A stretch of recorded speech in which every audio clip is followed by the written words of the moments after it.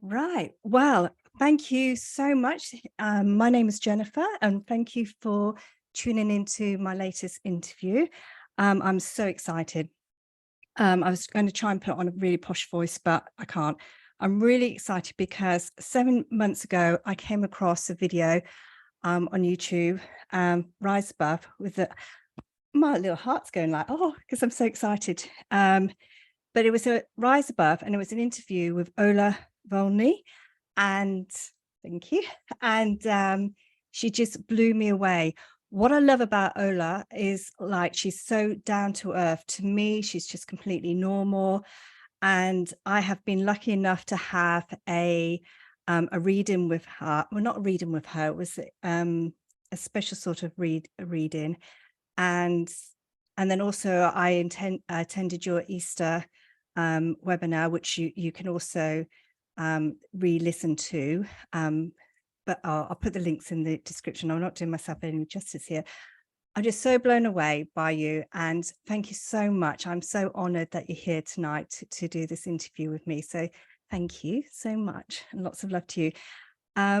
Would you like to start off by introducing yourself, please? Absolutely. Oh my God, Jenny, that is the kindest, the most beautiful introduction I think I've ever received. You are beyond kind, and I am so humbled to hear that. And honestly, the biggest, the best, the most wonderful compliment ever, to be normal in this current era and in this world. So absolutely, I hope I will give that vibe and give that impression tonight.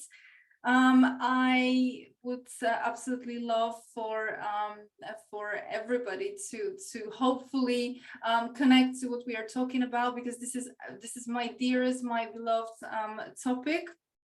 And who I am, well, my background is overall it's quite matrixy, if you like. So I used to work in oil and gas for quite a long time, for many years, and by background I'm an engineer, so maybe that down to earth side of me is still there. And at some point I've kind of divorced the industry and pursued slightly different path, and that's where I started going back a little bit to my roots, and a little bit more spreading the message of the feminine, but not in that new agey flavor. It's more to the ancient wisdom, the kind of wisdom that's been hidden from us, the indigenous wisdom. I come from Eastern Europe, where I have been exposed to a little bit of our history, our legends, our mythology, and our teachings, those original before they were corrupted, which is a bit of a challenge to get to that part of messages. Right now, I live in northern Norway in the Arctic, so I have had first-hand experience with the culture here, and as well as mythology, which is pretty much my passion to look through variety of geographies and sort of pull together common messages and look for those commonalities which are absolutely abundant, which is in itself very interesting. Sort of my other hat, if you like, is to do with I like to call it the matrix code. So I am a ancient Babylonian astrologer, Vedic astrologer. I also use a little bit of other methods, numerology, the Kabbalistic tradition, numerology, Chaldean numerology, so a little bit of different flavors. However, probably what differentiates me a bit from the astrologers that get a very bad reputation is the fact that I actually don't think we are here to deliver our astrology. We are here, or numerology, we are here to escape it. So this is the matrix code that we have received. There is a bit of I would say it's a mixture of positive things with the kind of things that Matrix is trying to challenge us with, and prevent us from stepping fully into our potential. But overall, not a very positive thing. So I've been very vocal and very open in the past about it. I still do readings, but not in a context of sort of trying to guide people into delivering delivering the astrology or their code, but in a way to actually escape it. So in a way, how to navigate in a way out of the matrix code. So that is pretty much my background. A little bit of one leg in one area, the other leg specifically in that, as I call it, feminine alchemy, which are the teachings of the old days, the teachings of the feminine line. Perhaps not many people are aware, but obviously now it's pretty obvious and pretty clear that we have been in times in the era of patriarchy for several thousands of years, but archaeologically and culturally, socially, there's abundance of evidence that before that time, we had a society, we had a culture much more based on reverence to the feminine. So I wouldn't call it matriarchy, although probably in some geographies that was specifically pushed to as far as matriarchy, but definitely reverence to the feminine. This is where the goddesses come from. This is where the underlying sort of stories of the legends and mythologies pretty much go back to feminine figures and not male. Everything was later changed and inverted by patriarchy when they ushered in their rules and their law. So I go back to that old time wisdom, which still is very, very nicely smuggled in legends, in myths, in fairy tales, in all sorts of stories, and in cosmology. And I kind of decipher back to the original meanings. So that is my beloved area, very much supported by the current energies of the return of that kind of feminine alchemy, feminine wisdom, and women certainly feeling probably energetically or even physically that something definitely for them is right now happening. Thank you. That's brilliant. As I said to you previous, I'm just looking at my notes. I've listened to a lot of your videos, and what my channel is all about, it's like empowering women to live the best life that they can. And you're right. Energetically, there's a real feel like we really need to step back or step into the energy of who we are and not get pulled this way or that way, but step back into our power. And like a lot of people who listen to my channel will know that I was quite caught up into the New Age movement. And then in 2018, just started questioning things. And then ever since then, I've not stopped questioning.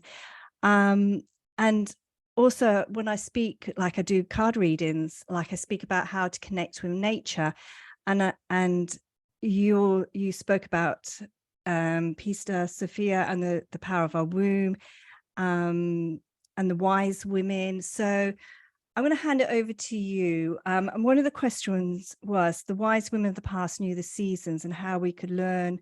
And how can we learn and awaken our wisdom? What can you share with us to help us right here, right now? So I would definitely say that probably, you know, pretty much most of us had a little affair here or there earlier or later with the New Age. You know, let's face it, this is probably all of us as guilty as charged. So and of course, you know, there is a certain alluring vibe, if you like, to kind of catch the people who are maybe newly awakening or seeking or looking, and definitely the movement. I mean, it is a controlled movement, so it has all the tricks up its sleeve to be able to pull and attract people, especially I think women. So I think the key here right now for all of us is to listen. And I know it's going to sound really kind of basic and probably anticlimax here, but it is to listen to ourselves. It is to you see, a lot of things, if you really think about it, a lot of things that we think we know about the spirituality or being spiritual are things that we heard somewhere. It is not really something that's coming deep from inside of us. It is something that someone told us, or perhaps we've seen it on Facebook or anywhere else. So that kind of programming about how things should be and what you should be doing and the kind of routines and discipline around it is something that's not really most of the time coming from inside of you. It's coming from somewhere else. So when I say that we should really reconnect to ourselves and to our at least guidance, our discernment, that is unfortunately one of the most important basic keys that can help us here, because you see, I think that a lot of us, we, especially in the West, living that kind of Western life, we have been so disconnected. A lot of people, a lot of women have been so disconnected from that essence, from that natural cycle that women, it's our birthright, that it's almost like we really believe that we have to follow some practices, or there is a specific recipe how to be spiritual, and we need obviously everything around this continuous development and growing spiritually and all that kind of nonsense that our grandmothers, you know, from back where I'm from, they would be laughing at that, and probably a few of the natives around the world. But that's the notion amongst the people that have not been really exposed to that as that natural sort of occurrence in their life. So that's absolutely normal.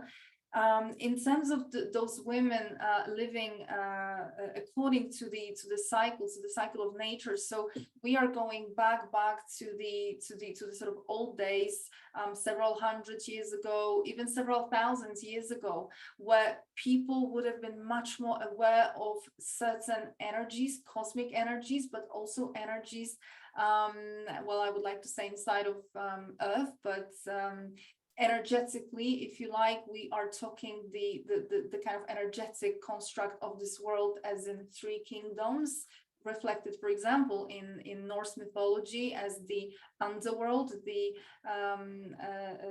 land sort of the giants, or the underworld, the middle world, Midgard, and the upper world.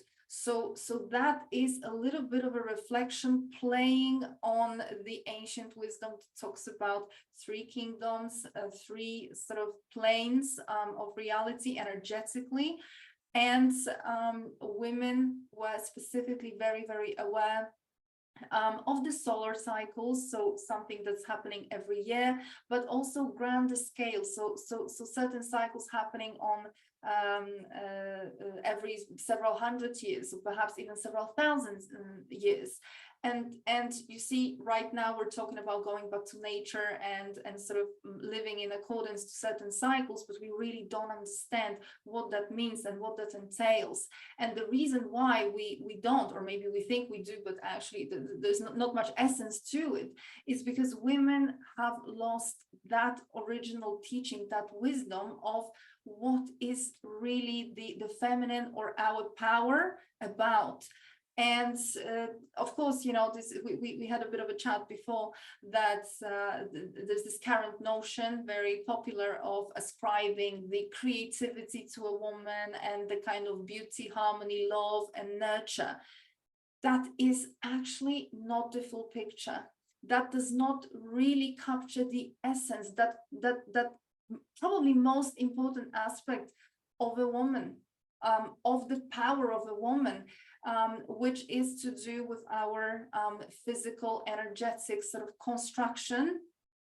So if I probably mention the witches of the past, which we again have a bit of a misconception of, that is probably closer to that power. So women who had certain wisdom, specifically women connected to their feminine alchemy, and alchemy is very important. This is not to do with sort of preparing any potions and chemicals and casting spells. Absolutely not. Alchemy is a natural process or a sequence of processes that our bodies, and specifically the cauldron of the alchemy, which is the Holy Grail, the womb of the alchemical woman. These are processes that happen naturally, just like, for example, for a woman to be able to bring a soul from another dimension, from another plane into this world, which we take for granted. But when you really think about it, it is an absolutely amazing process of alchemy, of being that portal, of bringing energy from another another plane of existence into this material world. So materializing inside of the vessel and allowing it to enter this world. So what else a woman is capable of? And these are the kind of abilities that have been hidden from us. We have been blocked from accessing them. The alchemy overall is linked to certain substances and secretions of the body that a woman should be naturally producing. However, and we still are, but the problem is with the potency of those secretions. So obviously, if certain substances have lost the potency, the alchemy, the process of that alchemy is no longer really there. So this is where over time, over hundreds of years, we have unfortunately lost that ability, which still was a little bit present, perhaps in the indigenous tribes, indigenous people, a little bit Eastern Europe. It's been especially further east that was still preserved. But we obviously have the echo of those stories, of those magnificent abilities reflected in legends in England, in the UK, the whole Celtic lore, the legends, right? We have the stories of the other world, which is actually the underworld. So we have the wells, we have the well maidens. So these are not just fairy tale terms that don't mean anything other than some kind of fantasy. Absolutely not. This is a symbolic or perhaps not very symbolic. This is pretty literal representation of what we're dealing with. However, the disconnection, the fact of those two worlds in a way separating and we have lost that connection, means that over hundreds and hundreds of years, we have come to believe that these were just stories, these were just tales.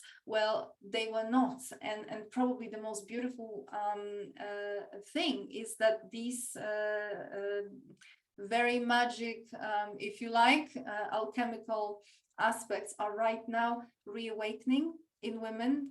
So something is happening on a grand cosmic scale, but also in this underworld, which as above, so below. That is the true meaning of as above, so below, the Hermetic principle, which is, by the way, of course, it would have been ascribed to a man because we were in deep patriarchy, but very, very much this is a feminine concept, and this is what females or ladies, women would have been the ones passing that wisdom.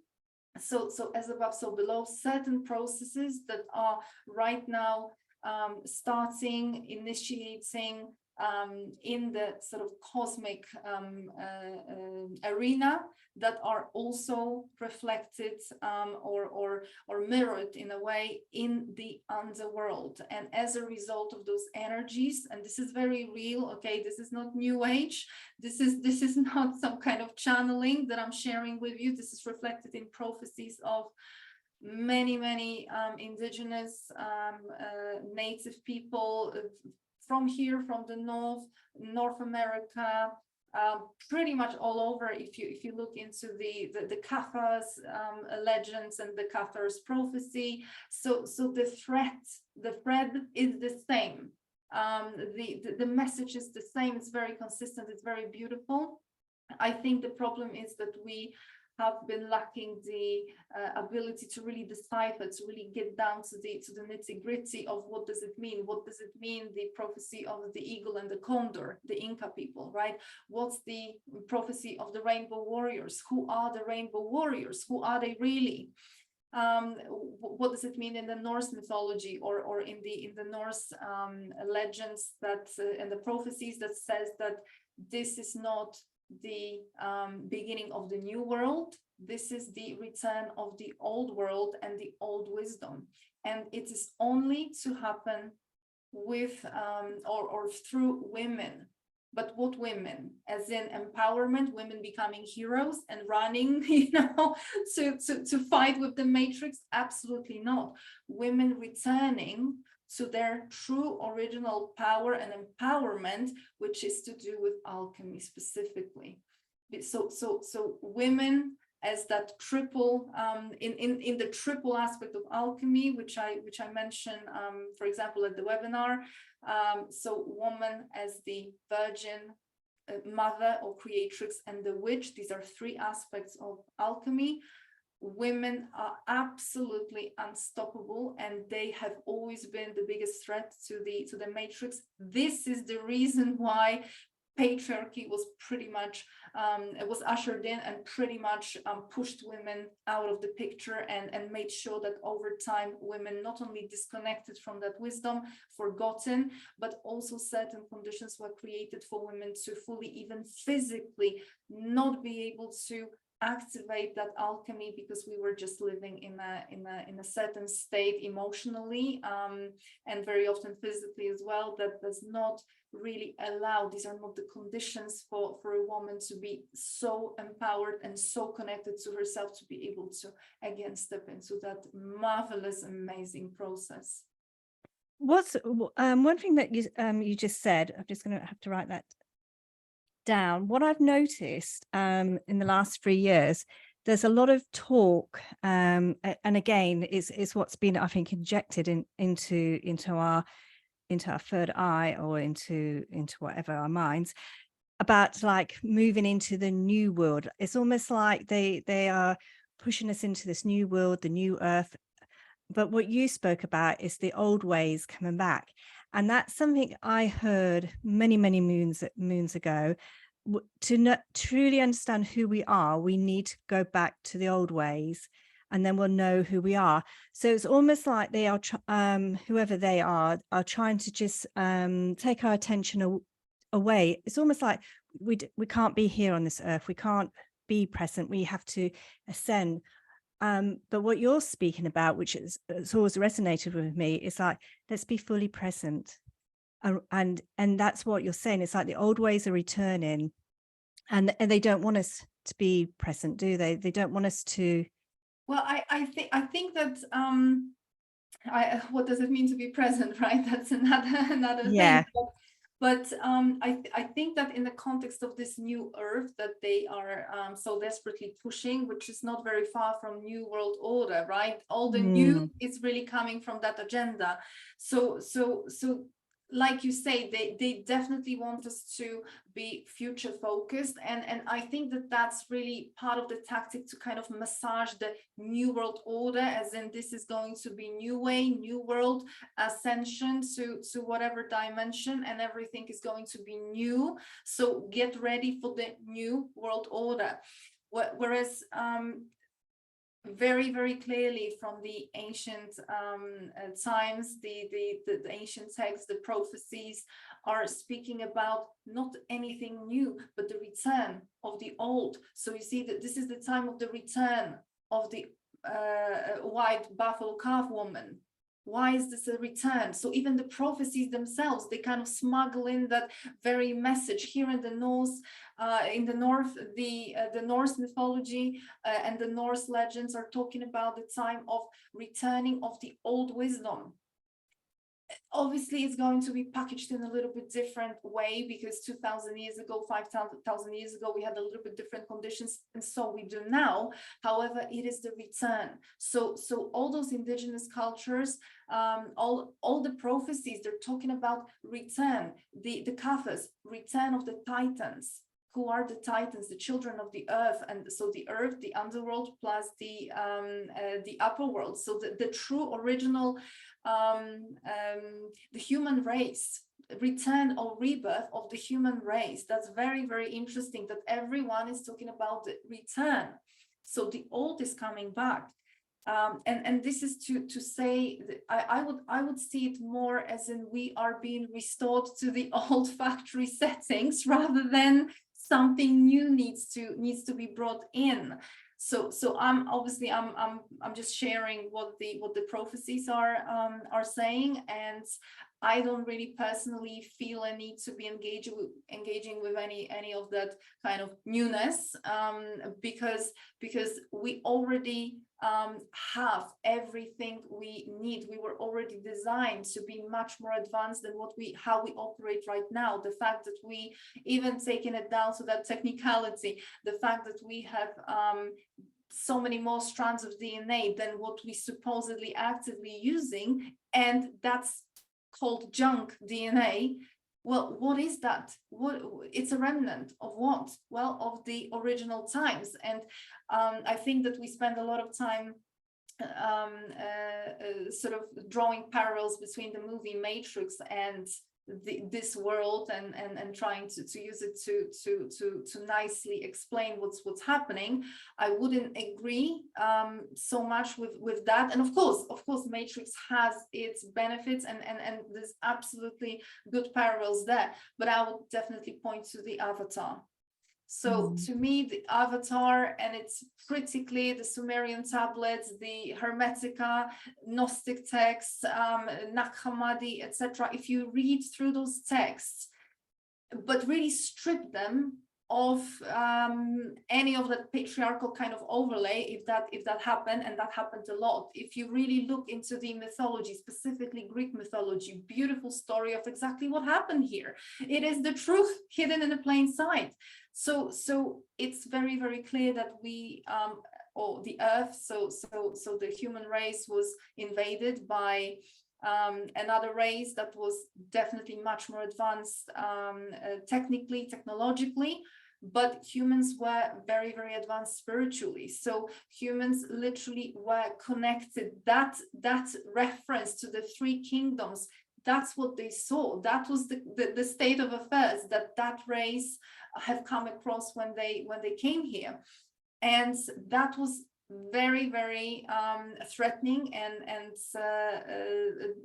clearly impossible to penetrate through that level of connection that the invaders saw that human race has, specifically through women. So all the efforts were at the time undertaken to disconnect.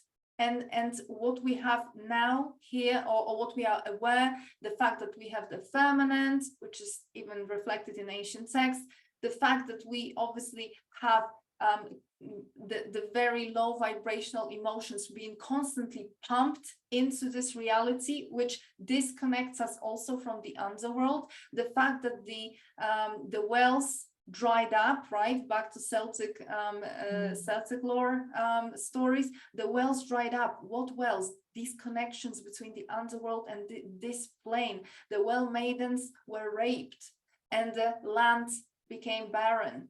So what happened here? That happened, that disconnection happened. And that was absolutely by design and on purpose.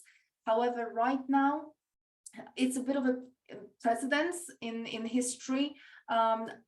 After so many thousands and thousands of years, we are energetically, cosmically in a certain place, okay? And I'm not talking about the New Age stories. I'm talking about literally the fact that we find ourselves perfectly aligned around the winter solstice to the galactic center. So the Milky Way, center of the Milky Way galaxy, the black hole at the Milky Way galaxy. And the black hole at the Milky Way galaxy in all mythologies, in all esoteric teachings, is linked to that original womb of creation.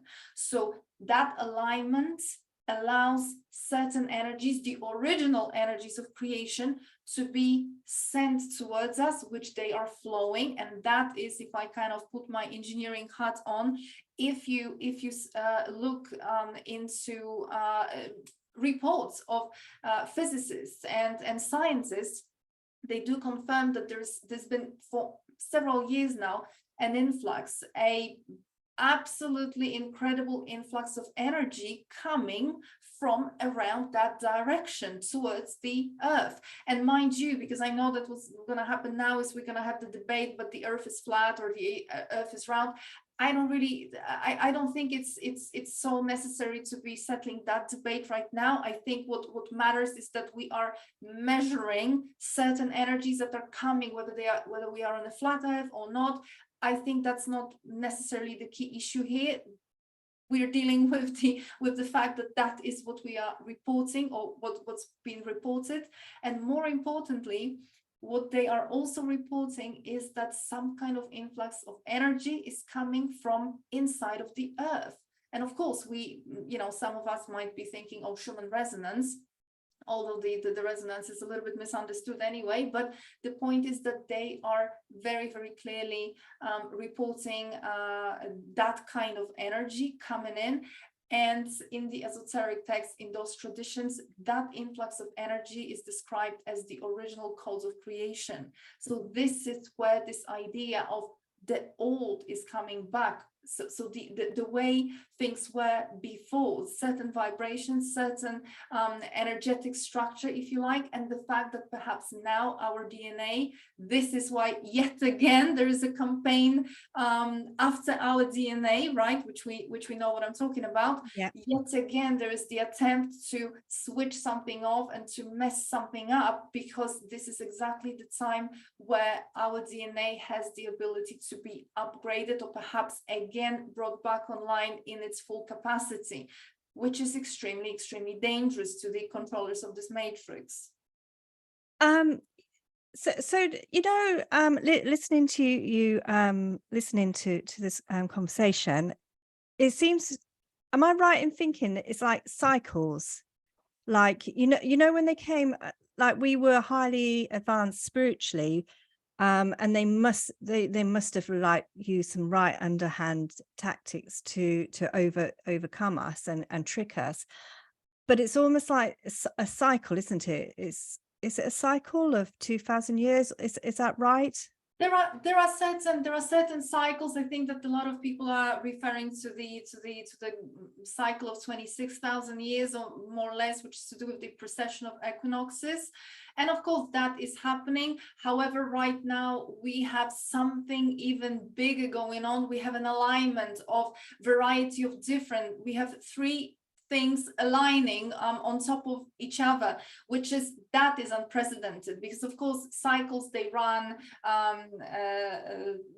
cyclically, and they just they happen every so many years. However, right now the advantage is that we have three big cycles, three big happenings at the same time. So we do have the end of Kali Yuga.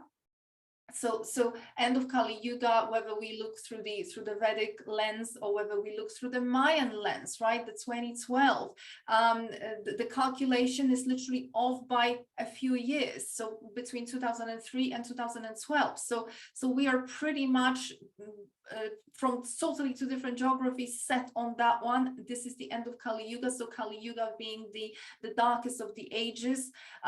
So that's the time of slavery and darkness, etc., on many levels. So that energy is now being removed. We're moving away from that energy. The second massive cosmic event is this alignment at the winter solstice with the galactic center. What does that do? It allows this energy to be brought to us via the portal of our sun. The sun is a portal, so we have a certain alignment, so certain gateways in order to bring that energy in. So that energy is coming in, it finally has the doorway in a way, the alignment at the same time as the end of Kali Yuga, amazing. And on top of that, the third one is we are standing at the gateway, if you like, to the age of Aquarius. And age of Aquarius, and I can tell you that as an astrologer and someone who researched the mythology extensively, the Aquarius is very, very misunderstood. This is back to what I said at the beginning, that the feminine that was originally really behind a lot of mythology, so the feminine references later become masculine, and that's what happened with Aquarius. So the original person or the original Aquarian type of energy is feminine. It's a female and it's a woman, because probably most of you, if you find the constellation of Aquarius, it is a man holding a pitcher, holding a cauldron, right? Pouring water. It's not a man. Aquarius is a woman. And mythologically, that would be Hebe. So a woman holding a pitcher, holding a vessel and pouring the water of life. That would never be a man. That it only can be a woman, because she's pouring water of life out of a vessel. And of course, the vessel is nothing else than, this is the symbol of our Holy Grail. So this is the Holy Grail, this is the womb. So this is a return. The age of Aquarius is actually truly the return of an alchemical woman. So we have three important things going on. The alchemical women, so the women are returning to their alchemy. Who do we know that used to perform alchemy? Mary Magdalena, Mother Mary. Pretty much all those Bible female feminine energies that we see in the Bible, all of these women were trained in very advanced levels of alchemy. This is why we have this whole story of the virgin birth, etc. This is actually one of the feminine rites, one of the alchemical secrets. And together with the second cycle, so the fact that we have influx of the energies from the galactic center, that happens to be right in time for the alchemical woman to be able to receive it, because the influx by itself is not enough. Energy is just an energy until it's manifested, or I shouldn't even say manifested, I should say birthed into this reality. That's what women do. We birth, we don't manifest, we birth, we create. Until it's birthed into this reality, it's just an energy, it's like a potential. So you see, for the first time now, very, very nicely, we have those magnificent synchronicities happening in the sky and reflected in the underworld. So if you like, we are very, very supported. This time cosmically it's been almost planned, and of course the controllers of this matrix, they know that they cannot really stop these cycles. They cannot prevent certain energies from happening. What they can do, the best they can do, is they can make sure that people, specifically women, are not able to receive it, are not able to perform the alchemy, which is what they have been doing. Is there anything that we can do to prepare, like help the process of this new energy coming in? Absolutely. What we have to do is, like I say, without the presence of women who remember the alchemy, who activated the alchemy, nothing's going to happen. So somebody needs to be here to receive this energy, and that can be only woman. And I know that triggers a lot of men, because in patriarchy we are all used to men being the heroes and we are just on the sidelines. But this is not the situation of anybody becoming a hero. This is a situation of who has the energetic and physical construct to do the job. And that happens to be a woman. Just like a man will never birth a child, a man will never be able to receive this energy and birth it, because this is how we are built. So no hard feelings here, but let's understand who's here for which job. And this is not to say that men do not have any role, because men have absolutely a very important critical role for us here, which is very much to protect us, to defend us, and to be able to create conditions for a woman. So pretty much every man in a relationship with a woman is right now with this woman to create the right conditions to make her feel the right in a sort of right emotional, spiritual, mental space to be able to step into her alchemy. That is the job that a man is here to perform, and has ever been. Back in the days, of course, men were the ones fighting, men were the ones, if anything, if there was any situation where a danger occurred, that was to be sorted by men. And of course, both genders had their roles. It's just that most of our abilities or most of our beautiful potential has been forgotten. So if we connect energetically with this new energy coming in, and I know we've spoken about the boundaries as women, and not being the victim, and as well. So is that, I guess, like, what I want to share with people is like, how can we prepare or be open?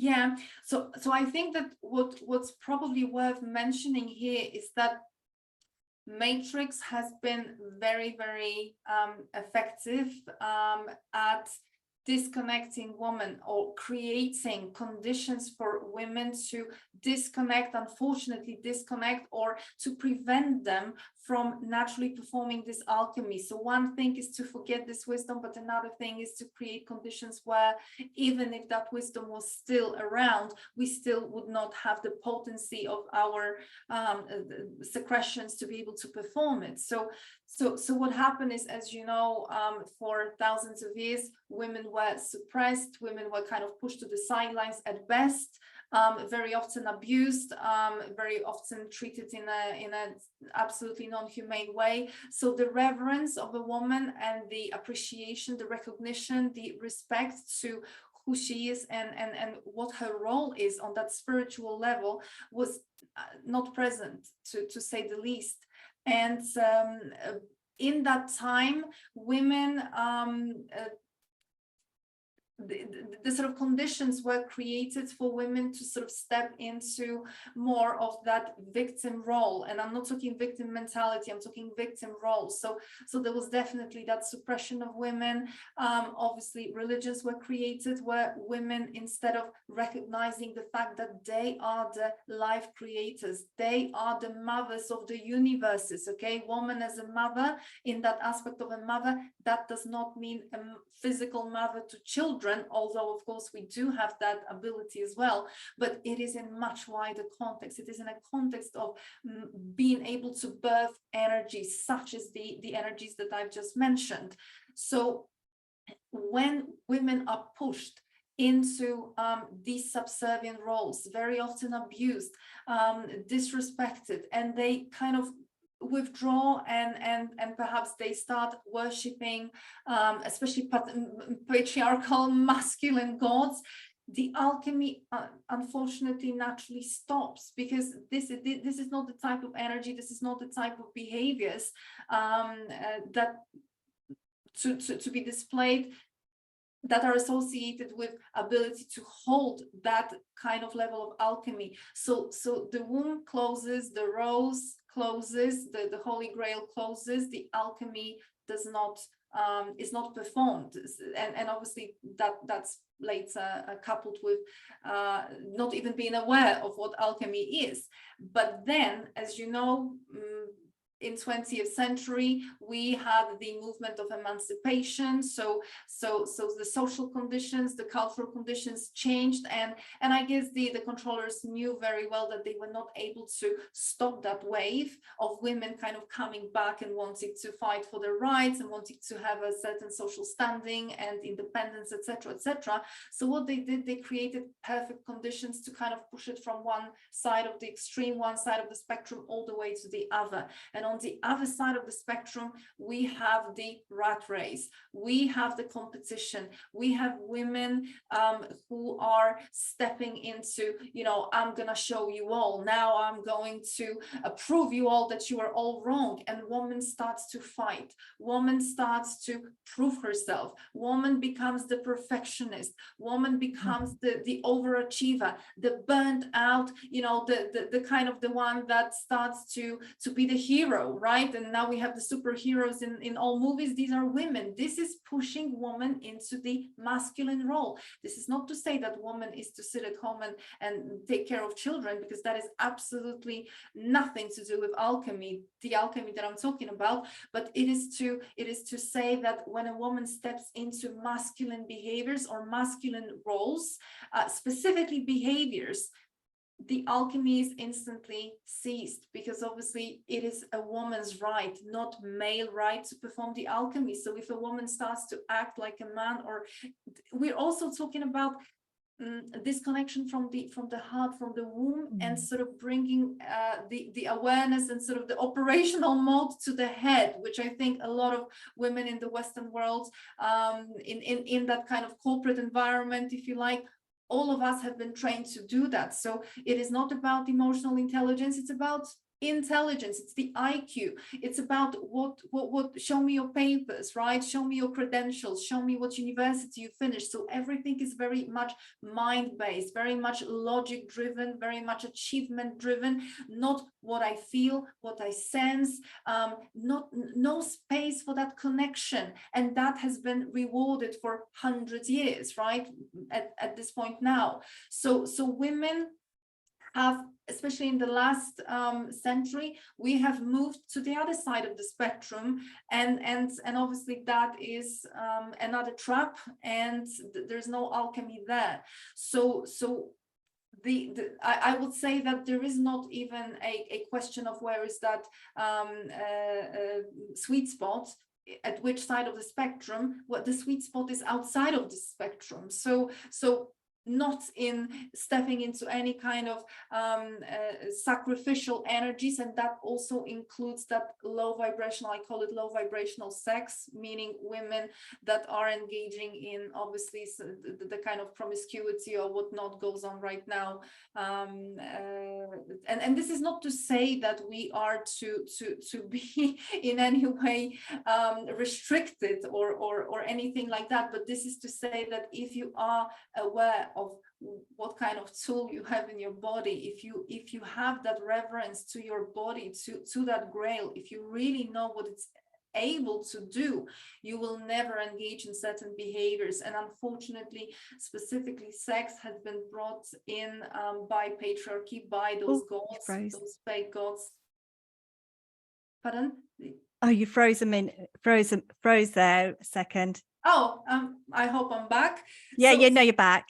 So specifically, sex has been always used as that tool against the feminine, against the alchemy, because when a woman engages, not even so much when any level of abuse happens, because obviously there's no free will so much there, but in scenarios where a woman chooses these kind of behaviors herself, unfortunately the alchemy is immediately stopped, and so the alchemy requires certain conditions. First of all, self-respect and choosing yourself first, being aware of exactly who you are and what is that amazing vessel that you hold inside of you, the portal.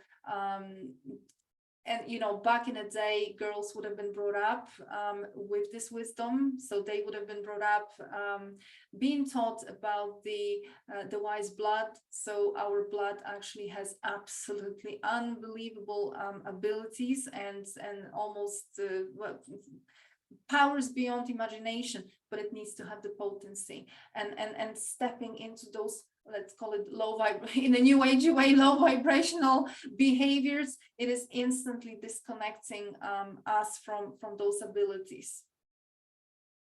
Listening to you speak, and I remember on another interview you did that and I think because also as a past life regression therapist, and also in this lifetime, there's always been, like, I went to an all-girls school and we were told you can do anything you want, anything, you can go anywhere in the world, you can be anything you want.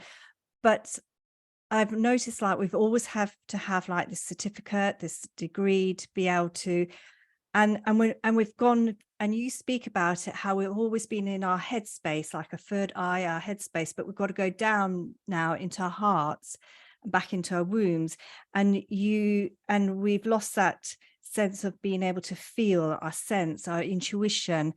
That's what empowers us, isn't it? It's honoring those gifts that we've got, and it's awakening those gifts, isn't it?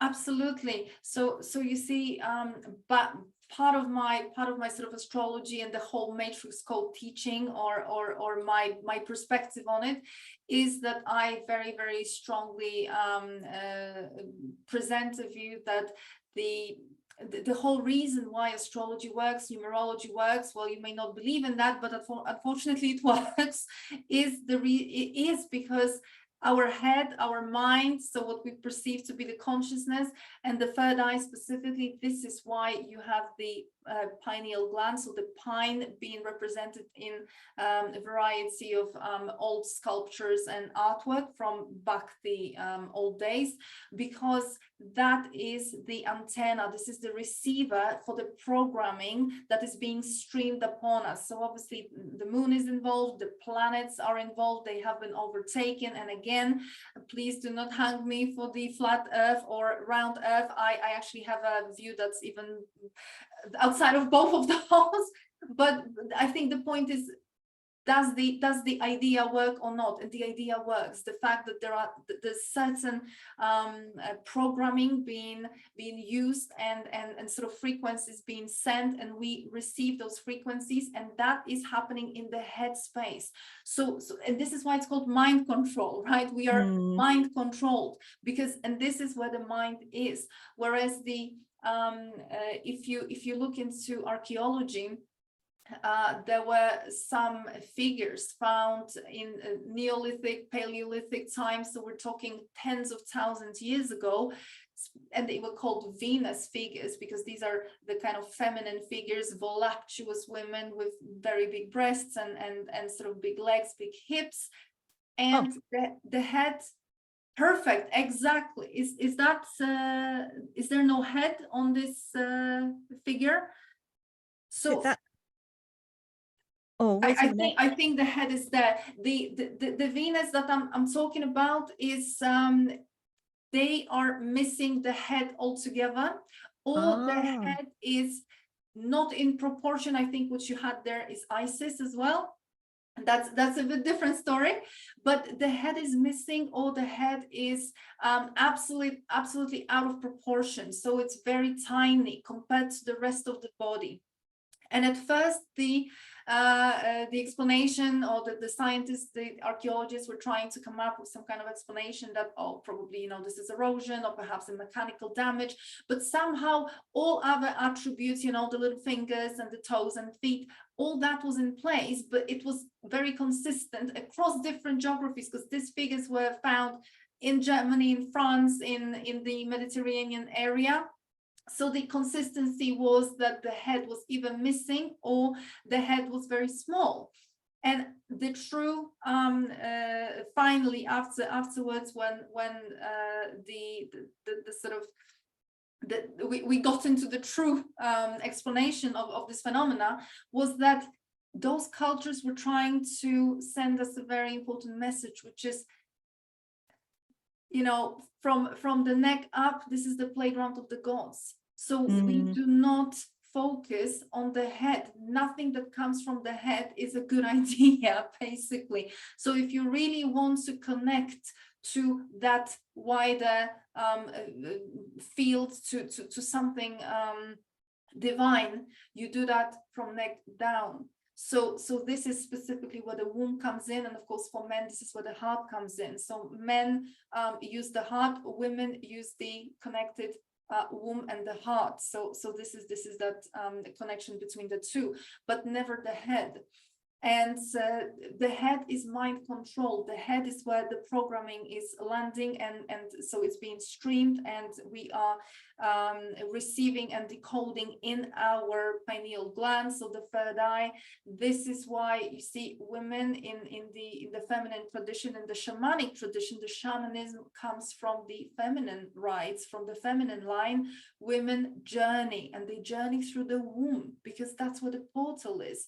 While later, for example, the Eastern tradition takes over journey of a woman and the shamanism, and they turn it into meditation. And the meditation, as you know, is very mind-based.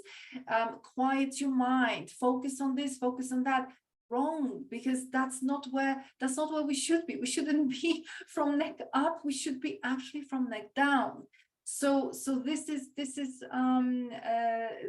is why naturally in the past hundreds of years the matrix has been trying to pull us up into the headspace. So how intelligent you are, how much do you know, what's your knowledge, let me program you, let me put you through many years of education so that you are indoctrinated into what they want us to be indoctrinated. But never at any level of education, right? No school teaches you connection to the intuition, connection to your emotions, connection to the feelings. Not so much emotions, because emotions is obviously a response to also a mental stimulation, but the feelings. What do you feel? How do you feel about it? What is that intuition? Why don't they teach us that? Well, because this is where things get dangerous. And specifically, women are designed to be, don't get me wrong, okay? I'm not saying that men do not have any level of intuition, but I'm just saying that women, thanks to our energetic and physical makeup and construction,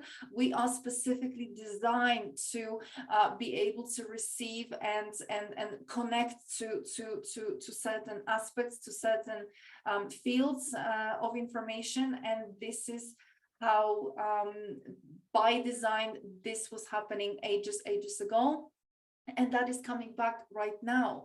So yes, as long as they can detour our attention again back up, to focus and glorify the intuition, the intelligence and the kind of logic thinking, the critical thinking, the ability to process information, etc., and all this kind of ideas, right? This is why this whole metaverse is pulling you up. It is all happening in this virtual world, which has nothing to do with the real physical experience. It is all in your head. That's where they want us to be.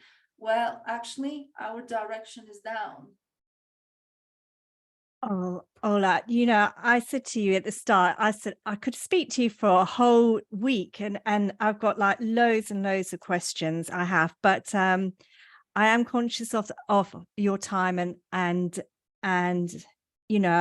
like you said, there's with this information, while awakening, it's like it's got to be in stages, I think, because I could speak to you about the moon, and I want to speak to you also about because very briefly, I was one of the new age movie things when they said like believe in angels and spirit guides, and that brought a lot of comfort. And then obviously my views on that has completely and utterly changed, which made me wonder whether our intuition is our natural protection. If our intuition goes out like our aura, that's our natural protection. But that can be another conversation for another day. What I've got from you tonight is absolutely so empowering, and a reminder to go down back into our hearts, back into our wombs, back into that, and develop our intuition, develop that sense of feeling, our connection, and start to use our discernment again, and trust, and does it feel right? Does it sit right in my heart? Because our heart can't be manipulated. Our heart knows the truth, and our heart is our connection to everything, isn't it? Absolutely. And when we open our, when we trust our heart is already connected to this energy of the Aquarian and of the cosmos that is happening. So that is the way forward, isn't it? Absolutely. And I would even go as far as say, I don't think we need to even develop the intuition or work on it. Okay. This is our birthright. It's just about sort of unlearning to always trust the mind and kind of introduce that logical process. So literally ask yourself, how do you feel about it? And start testing what happens when you follow that feeling. So if something doesn't feel right, don't do it. And what happens? You know, have you been led astray or not? And I think that's really the key. You know, we are coming back to what's absolutely natural to us. There's no need for spiritual development. There's no need. This is actually another deception. There's no need to be stepping into some concepts and some philosophies, etc. Why don't we just, you know, step back rather than develop? Why don't we sort of return to what we already have and just spend more time in nature, reconnect with the earth, reconnect with the trees, reconnect with the animals. That is our natural world. I really recommend people to, probably everybody's seen Avatar, the first part, at least the first one, which is now a few years old, several years old. That is the true history of what happened here. So of course everything inverted, so the humans attacking the avatars, whereas it was the human race that was attacked.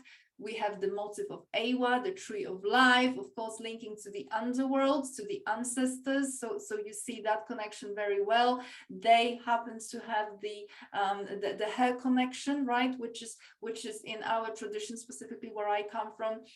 Women would have been always making a braid or plaits with their hair, which is that representation of an energetic connection to the earth and to the underworld and to the cosmic world. So much smuggled in that movie of our true history, and this is pretty much who we are. There's absolutely nothing that we have to develop. I would only say that perhaps there are layers that we have to take off, layers of programming, so that onion kind of need to come off, so that we don't I think there's a bit of a danger of, obviously at the beginning, perhaps confusing the intuition for the programming, right? So are you really, is that your intuition, or is that your fear, or perhaps some kind of trauma sneaking in? But once you have that awareness and that kind of connection, and you strip of that, it is the intuition. It is that feeling that you have, that guidance that you have. We, you know, in the feminine line teachings, there are no angels, there are no spirit guides. It's you who is the empowered being. And of course, you know, it's probably another session if I am to talk about the women of the past and where they are, and can we connect to them, and are they in the underworld, can we connect to them, who are they? That's another story, but which is a little bit reflected here and there in different mythologies and in different legends. But overall, I think that a lot that we've been told comes from what we've been told, rather than what we really feel that feels right is right. Oh, Ola, I need to have another conversation on that. I need another conversation on the moon. I need loads of conversations, but oh my gosh, thank you so much. Can obviously, can you just, to end it, can you just share how people can, you know, reach out to you, please? Absolutely. Well, thank you so much. First of all, I know I've kept you for such a long time, so thank you so much if you're still here listening up until to this point. I can be found at www.selfmasteryquest.com. that's where I can help with your matrix code. So sort of unpack the kind of coach you've received and what's the best that can be done with it, and to ultimately take the shackles off.